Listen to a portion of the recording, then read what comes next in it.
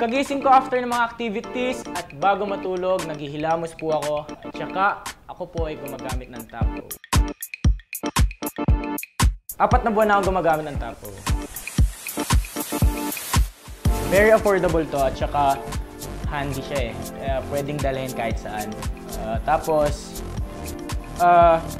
ano din, ang pagkakaiba niya sa iba, meron siyang oxygen at saka sea salt. At saka maka-fresh na mukha. As in, super. Kaya lagi ko siyang ginagamit. Bago matulog, at saka after mag-basketball, at pag nagtatanggal ako ng makeup, after showtime.